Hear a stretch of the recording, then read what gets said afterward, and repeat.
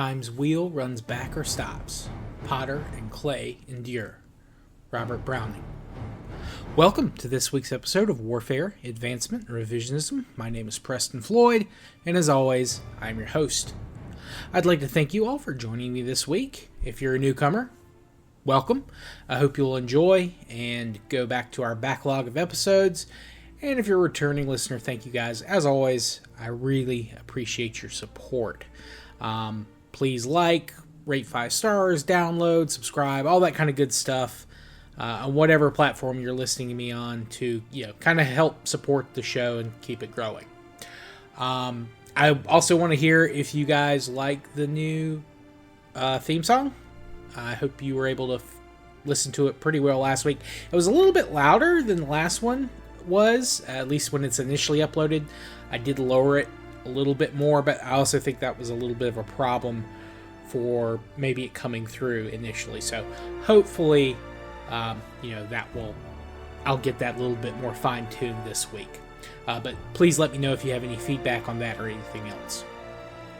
Now this week, the goal is to cover the sites in western/central Anatolia that we didn't talk about when we were kind of in the Mesopotamia, Levant region, as well as mainland Greece between 6 and 4000 BCE. And we may also get to the islands of the Aegean Sea, though that is probably going to be next week's topic. And we may cut either Greece or Anatolia. I'm still trying to figure out, because there is something I forgot to talk about last week. And that is something that I'm going to cover to start this episode off. And I noticed my mistake last week when I was editing the YouTube episode and putting pictures in. I saw a whole bunch of pictures I had saved for a culture I completely missed that I meant to talk about when we were kind of finishing up. So I'm going to go ahead and start by talking about the Salkata Bubanj Krividal culture. And this is also, that can also be combined in several different ways. It could be the Bubanj Salkata Krividal culture, or the Krividal Salkata Bubanj, etc. You can rearrange that however you want. The name given to this culture is one of those instances where, depending on the country you're in, it has a different name. Bubanj is the Serbian name, Krividal is the Bulgarian term, and Salkata is the Romanian name. Each name comes from the type site found in those countries belonging to said culture. Internationally, the names are combined. I'm just going to be abbreviating it as SBK, when I can, but I'll probably also just refer to it as the Salkata, because that's the sources I was mostly able to read refer to it as that. But as you can guess from the name, it was located in kind of the border regions in those modern-day countries. I also think they had some sites in what is now northern Macedonia and the north of Greece. And they developed out of some of the East of Vinca culture sites in those countries. Remember, the Vinca culture disappears around 4,500 at most of their locations. And these sites all developed a new local culture. And this culture is firmly within the Chalcolithic or the Neolithic or the Copper Age, whatever you want to call it. And they had strong trade links with the Gulmanida culture, who they were contemporaneous with, and many Gulmanida artifacts, mostly pottery, have been found at their sites, but they still produced their own artifacts. One paper I read specifically mentioned that they created their own types of copper axes that were different than what you'll see the Gulmanida possess. They also had links with the Tisa Bulgar and their successors, the Bodrog Karastor culture.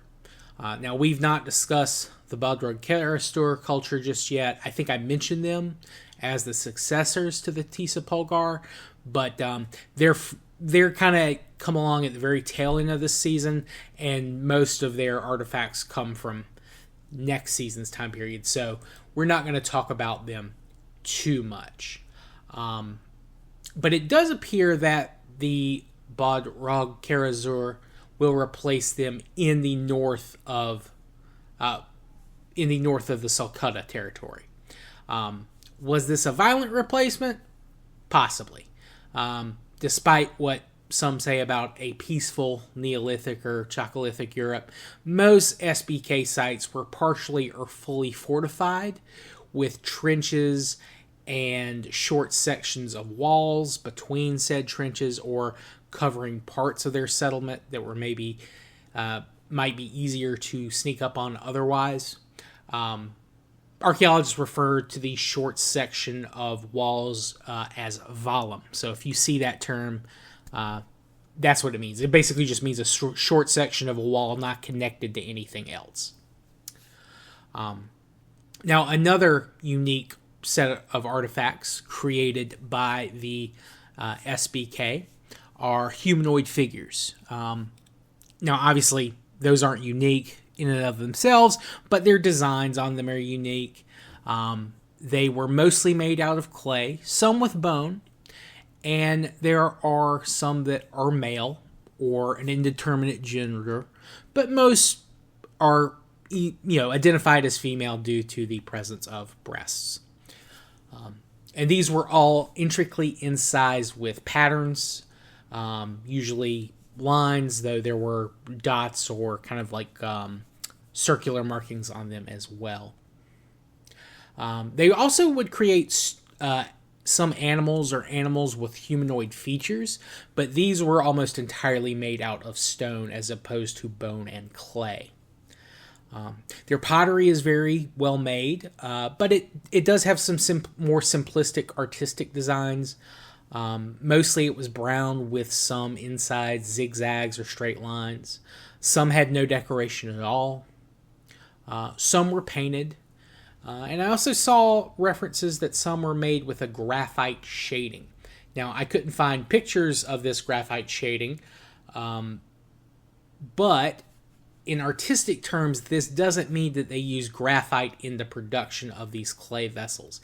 Instead, that refers to a color range of maybe a light gray to maybe some shades of blue are sometimes considered graphite shaded, even though graphite is obviously not blue at all.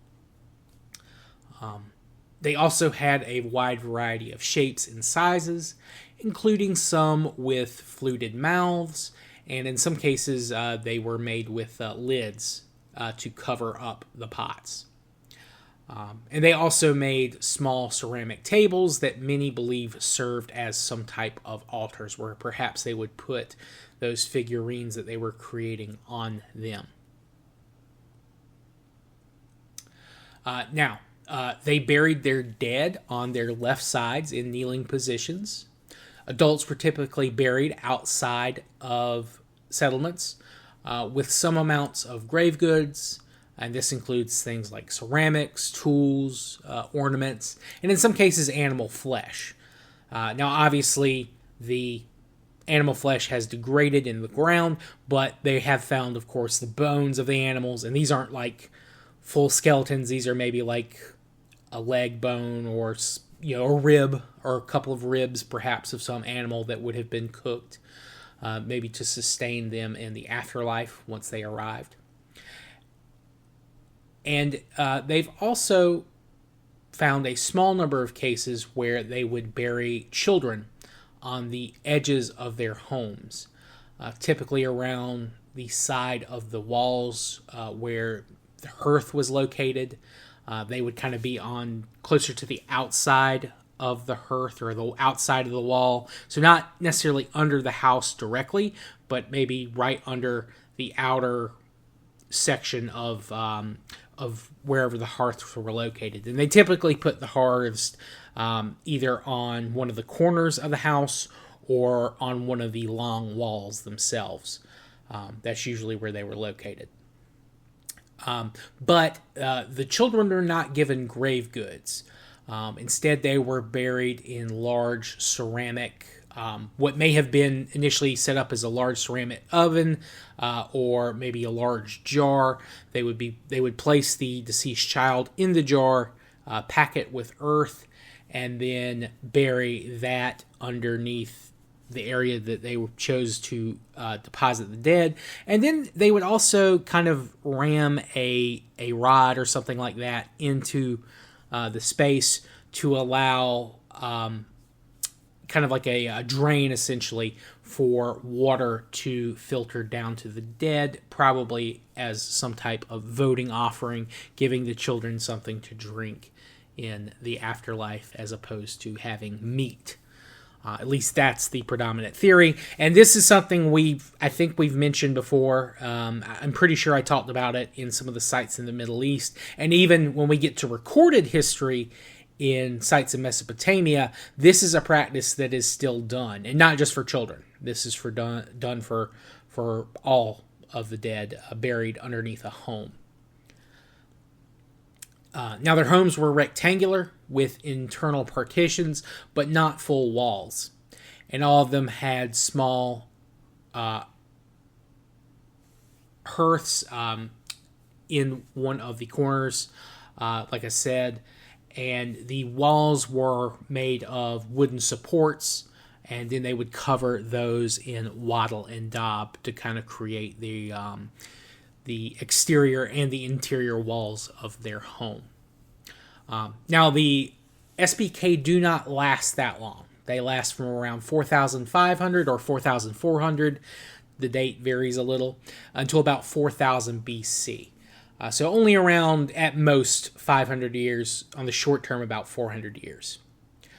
So they're roughly contemporaneous with the Gulmanida, who they, again, had very close trade links with. And perhaps once the Gulmanida declined, they declined as well, because, again, we know that they're trade partners, whereas with their neighbors to the north, there's at least the potential that they were less friendly with, if the evidence of some of those cultures moving south into their northern territories is anything to go by. Though, again, those sites could have been declined and replaced peacefully. It's hard to say 100%. But, again, the fortified settlements do tend to suggest that they were under some type of external pressure, either from their neighbors or perhaps from people who shared somewhat of a cultural or material identity with them. Now, with the Balkans finally out of the way, minus Greece, of course, we are going to go ahead and move on over to Western Anatolia. Now, we've talked about Eastern Anatolia, a little bit of Central Anatolia. Let's kind of talk about the kind of part we skipped. And the reason I did that is because culturally, they're a little bit of, I wouldn't say a mystery, because obviously we have a lot of their artifacts. We've discovered a number of sites. But Anatolia, when it comes to archaeology in the region, there's not really a term for all these Western Anatolian, Central Anatolian sites that are not, that don't belong to any of the surrounding or neighboring cultures. There's not an umbrella term to describe them, the same way you see in Europe or East Asia or Mesopotamia or the Levant.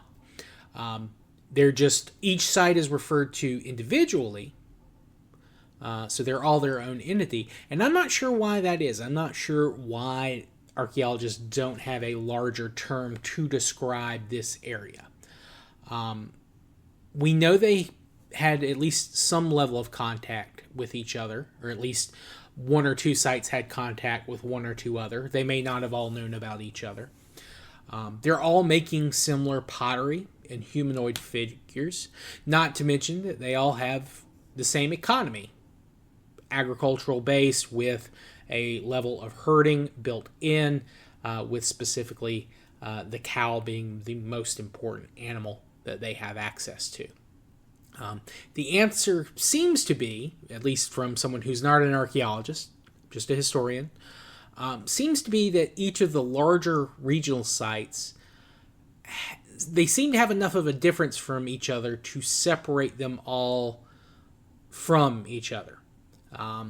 And even the smaller villages or, farmsteads between those larger sites don't seem to have enough of a connection with their closest large site, or their closest proto-city, if you will. Though again, we're not talking about cities yet in this region. And there's some level of difference between each of these villages.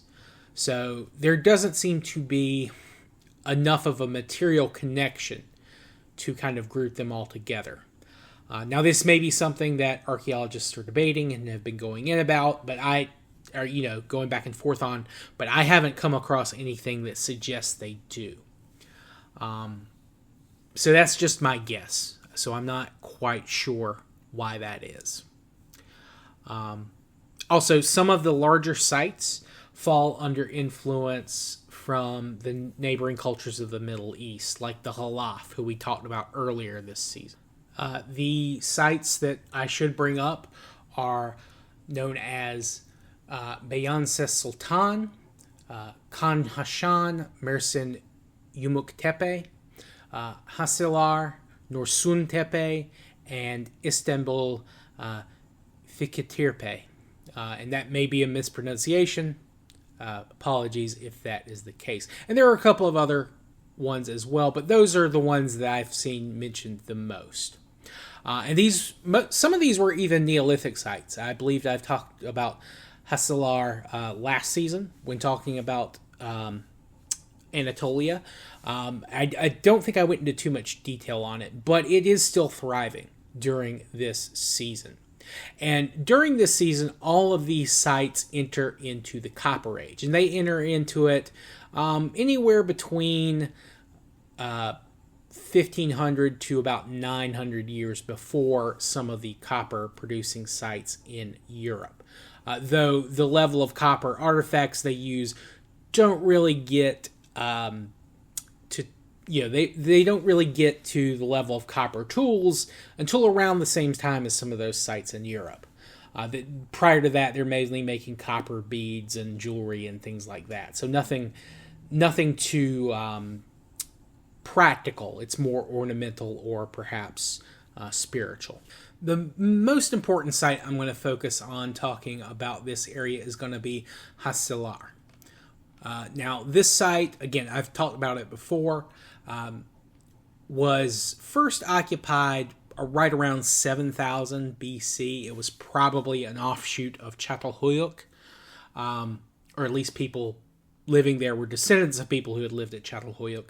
And initially it was a Neolithic site, and it did not have pottery. So it's in that aceramic pottery period in the Middle East, Levant. Then, around the start of this season, they do begin to have pottery show up in their record. And it looks similar in style to a lot of the Halaf pottery. However, it's not quite as well made.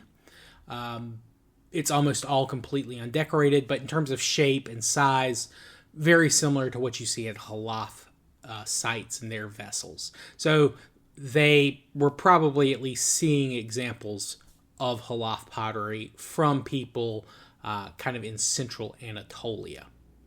And that type of simple pottery is produced from about 6,000 to about 5,600 BC. Around that time, you see more buildings go up at the site. I think they found 9 underground that were, pretty well preserved.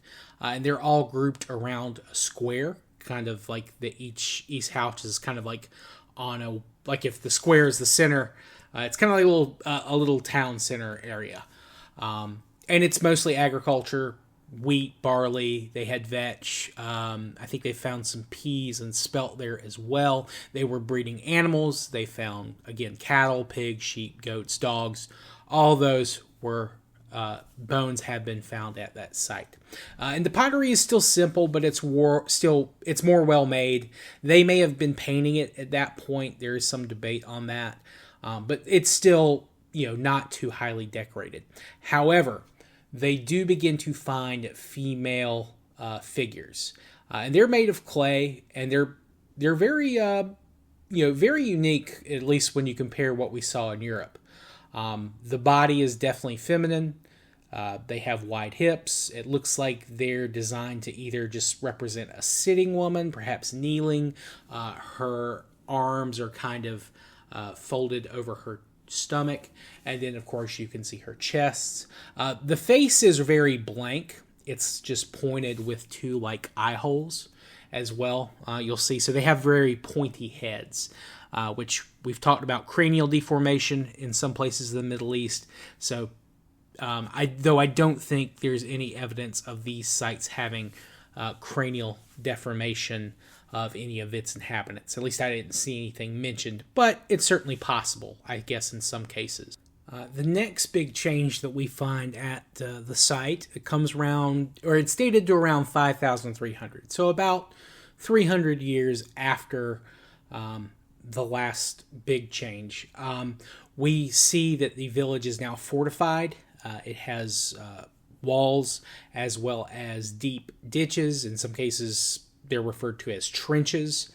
So probably a lot more than what you would need for mere animal control, though again, this is debated. And also there was a building found dated to that period that it appears to have been some type of area for worship. They have found a large number of the seated woman figures, as well as what appears to be perhaps an altar of stone. And it doesn't look like anyone was living there. It was not a large building. But that, again, dates to around 5,300. After that, the next big change comes around 5,000 BC. Now, this is one of the more debated aspects of Hacilar. Now, again, this is about 300 years after the last layer that showed a lot of changes. At this point, there appears to have been fire damage shortly before 5000 BC, destroying a large amount of the older Hacilar settlements. Now, Hacilar had been abandoned before. It had been reoccupied. There is some debate of whether this was an intentional destruction. Maybe the people living in Hacilar abandoned it, intending to return one day, and they destroyed it. We've seen evidence to other places where when people leave a site, they would intentionally pull down the houses, burn them, whatever. But it is odd that this took place, just a couple of hundred years after the site was fortified. When it is reoccupied after 5000 BC, it is much, much, much more heavily fortified. There are bigger, thicker walls. There are deeper ditches. And the pottery is very different as well. This pottery is now much higher quality, a lot of different shapes and sizes, and it is all painted cream as like a background color. And then you'll see different patterns of red, swirls, figures, all that kind of stuff painted onto it too. There are still female figures. They're, again, broadly the same, at least in terms of what it's depicting, though the designs on these female figures have changed. So it's believed by a lot of people that between 5,300 and 5,000 BC, the old site was destroyed in some type of attack. Though, again, there are some people who argue, well, there's no evidence of that. It's just fire. It happens. It could have been natural. It could have been an accident. These houses are all close together. They're made of, they're built on stone foundations, but they're all made of wattle of daub. They're all close by. They all have wooden floors built on top of them. So a fire could have easily spread. And we know the site had been abandoned in the past. Sometimes the environment was not very conducive to agriculture or growing crops, which is certainly a possibility. But again, it's hard to imagine, that the people who, if they had intentionally abandoned Hacilar, it's hard to imagine them going through that big of a cultural change in just 300 years when you compare them to other cultures who had done similar things. Sometimes, sites are abandoned for a couple hundred years. They come back, and they're kind of in line with, with what had been there before. And we've seen that in other places, too. We've talked about it when we, talked about sites in Mesopotamia. So I'm of the opinion that, yes, it was probably destroyed in some type of attack. And then reoccupied by another people. Now, was it occupied by the people who destroyed it? That's impossible to say. But who knows? So after 5000 BC, the site continues to be occupied till right around 3000 BC. However, I don't believe it ever gets as large as it did at the 5300 period, or the 5000 period, I guess. And that's probably due to the environment. It's very near a stream. It's called the Aegean stream. And it's between two lakes. There's a salt lake to the north called Burder Lake. And there is a salt lake to the west called Yarosli Lake. And it's about 5 miles from both of those, which is about 8 kilometers, give or take. It could be a little bit shorter than that. But, you had these two salt lakes nearby. There's a stream that probably helped them grow crops a little, but they're probably very reliant on rainfall. And also during that period where it may have initially, it may have seen that layer of destruction around 5000 BC, the environment was not that conducive to having large population centers. So it's possible that the competition for fertile farmland may have led to the site's destruction. Things do improve, I think, around 4,500 in the area. It may have been a little bit later, may have been a little earlier. I can't remember the date, and I did not write it down in my notes, which was dumb of me. But when it's reoccupied, it's occupied pretty much until the site is abandoned around 3000 BC. And when occupants do return to the area, it's much later. And again, it's never the same size. Other sites become larger population centers because they're better positioned. So that, unfortunately, is the end of Hacilar as a kind of an independent entity, at least as far as we can tell. Well, independent's not really the right word. At least a large-scale location. Again, there are other sites that are, that will continue to be occupied. One that's a good example is Beycesultan.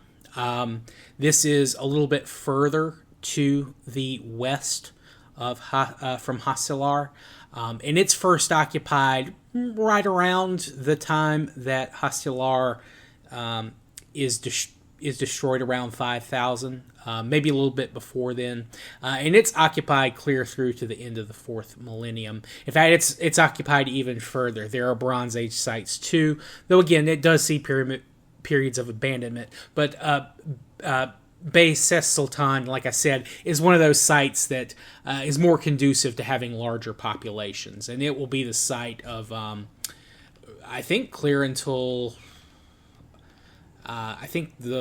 past the Bronze Age.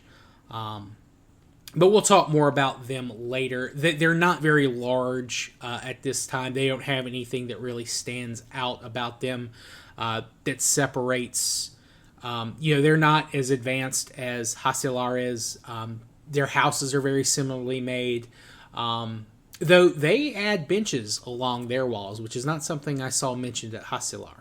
But they don't really begin to grow in size until the Bronze Age really kicks off. And they probably benefited a lot from the copper trade. Copper coming from Europe into Asia. Basically, there's such a high demand for copper in Mesopotamia and the Levant and Egypt. They will get it from as far away as possible. Copper's in very high demand, basically going forward in history until the advent of iron, and even then, copper still has its uses, but eventually it will be replaced by the iron manufacturing and forging and all that kind of stuff. But due to the copper trade, a large number of sites in this area will become very rich, and they will be fought over by a number of peoples. So, again, I know there's not a lot to kind of go on when we talk about Anatolia at this time period, but there is stuff happening. It's just, it's not assigned to any one group of people the way you see in, say, East Asia or Mesopotamia. Now, there is one other thing I want to talk about in Anatolia before we move back over to Greece. There's not a lot of sites that have been dated to this period in northern Anatolia. And that's more, again, northwest Anatolia, not so much northeast. We've talked about the Caucasus and their neighboring region. There's plenty of sites there. However, kind of in north central and northwestern Anatolia, there's not a whole lot going on because there is kind of a drought. Remember, irrigation is just kind of being figured out in a couple of places, like large scale that you would need to kind of irrigate large amounts of farmland. But there's not any real rivers flowing down that could support, at least with the technology available, that could support large agricultural settlements. So it's probably filled with some holdout hunter-gatherers, herders, but there's not any large settlements along kind of the northern side of Anatolia at this season, or at this point in human history. Now that will change. The drought will lessen. Eventually better rains will come in. But that is something that you should keep in mind. It's why we're not talking about that part of Anatolia really much this season. Oh, and I'll point this out, and I'll try to include a picture in the YouTube episode. But Beycesultan is about 50 miles to the northwest of where Hacilar is, which is around 83 kilometers, I think. 83, 82, something like that. Now, that's a straight line. You cannot just march a straight line directly to them. I think even today the road network makes you, if you were to go around, if you were to leave from Hacilar, you'd have to drive northwest and then take an eastern path, and then you would kind of skirt like kind of the southern edge of another mountain range, and then you would get to Isikli Golu, which is Isikli Lake or Lake Isikli, and then about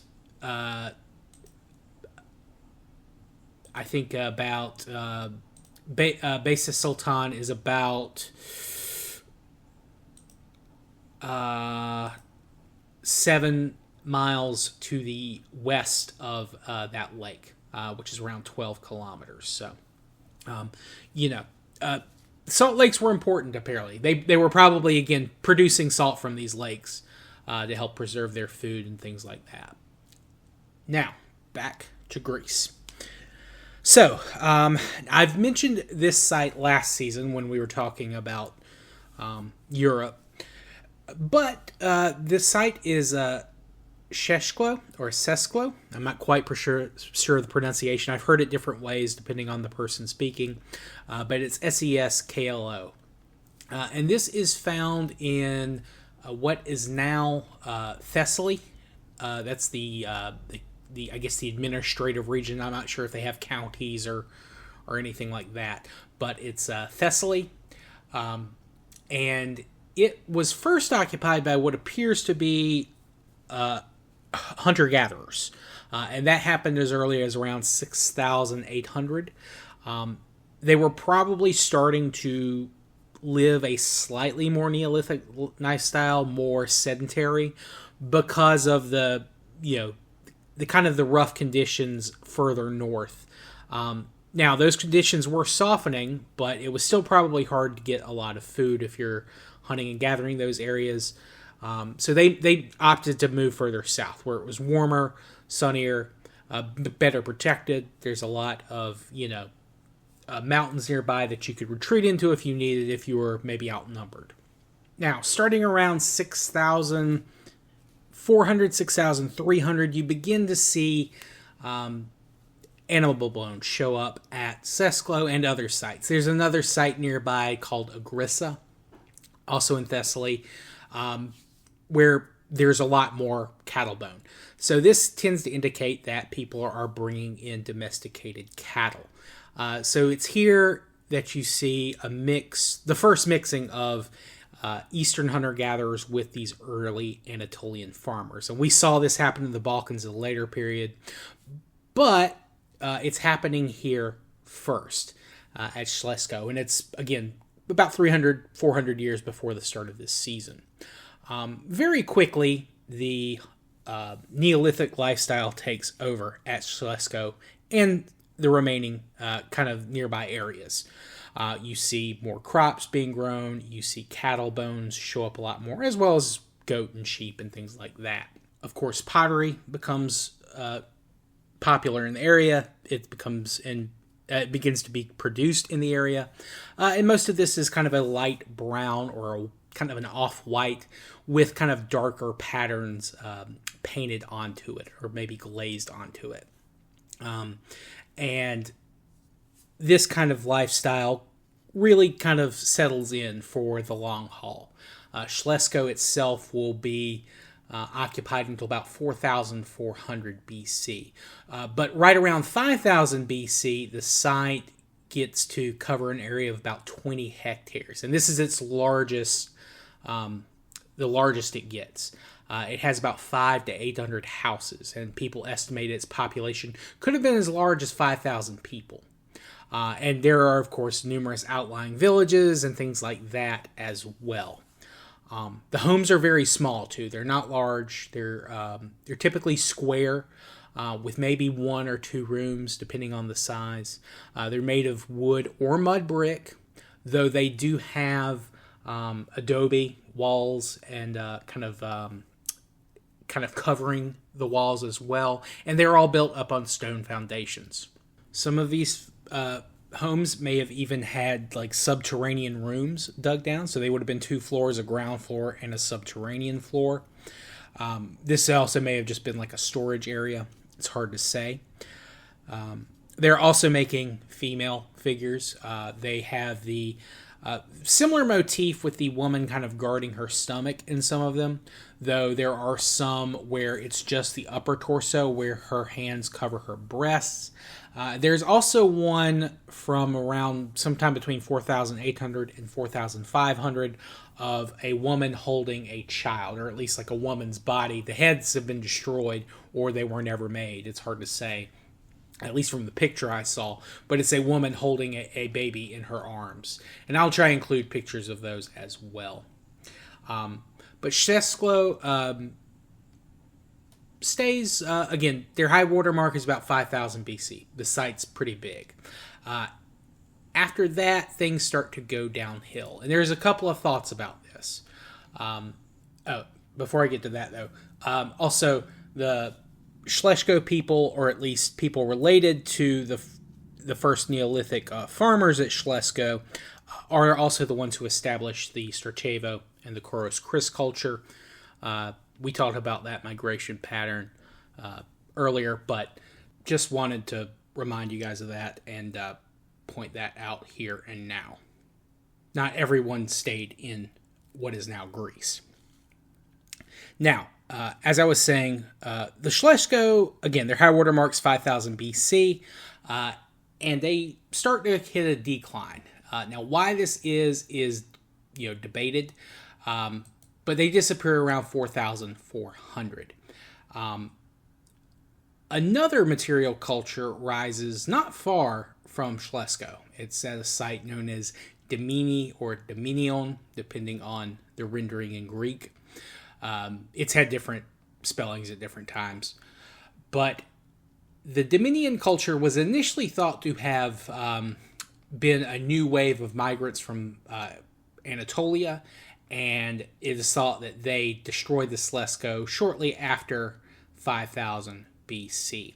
However, with new dating and pottery techniques, they've determined that there was about a 400-year period where the Dimini and the Schleskoans, I guess, were, they lived fairly close to each other and were reasonably peaceful neighbors.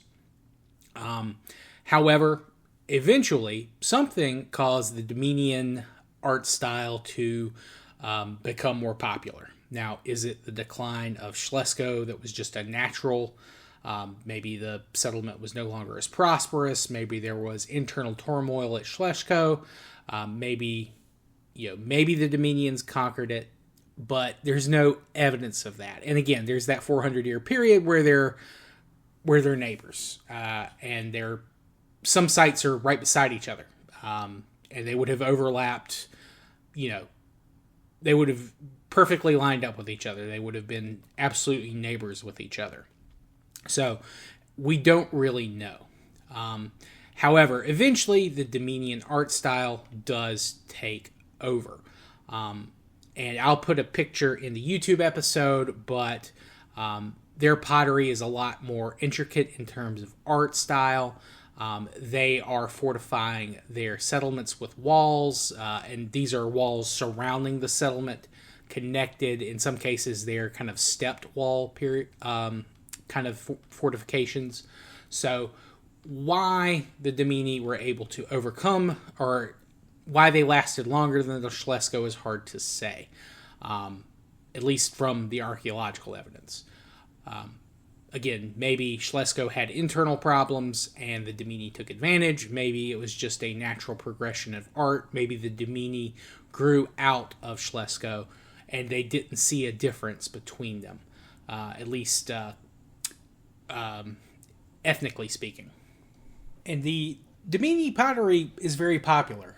It is spread along some of those trade sites. They found it as far away as Albania. So, don't underestimate how popular and influential art could be at that period. Though again, do they consider themselves the same people? It's hard to say. But I think that will cover it. The Dimini houses are very similar. I think they're slightly larger from what I was able to figure out, at least in terms of the size of the houses. I don't think Dimini ever got to the same size as Schlesko, though it's hard to say because eventually where Dimini is would be reoccupied by Mycenaean settlements, so some of their older sites could have kind of been damaged during those periods as well. But I think that will cover where we need to go for this week. And oh wow, we're already at 42 minutes. Okay, well, almost 43. So that'll go ahead and cover it for this week. Next week, we're going to cover some of the Aegean island cultures, and then we'll move on to other parts of Europe, probably Italy next. But I do want to thank you guys for coming out. I hope you have enjoyed this week's episode. If you have any questions, comments, constructive criticism, please let me know. You can reach me via email at war@revpod@gmail.com. You can also contact me via direct message on X/Twitter, or you can comment on the YouTube videos. I do read those as they come in, and I also live stream on YouTube and on Twitch during the week and sometimes the weekends. So if you guys see me live, you're welcome to pop in and say hi. But yeah, I appreciate you all coming out. Hope you've enjoyed, and I hope you all have a good rest of your day and week from whenever you're listening to this, and I will see you all next time. Peace.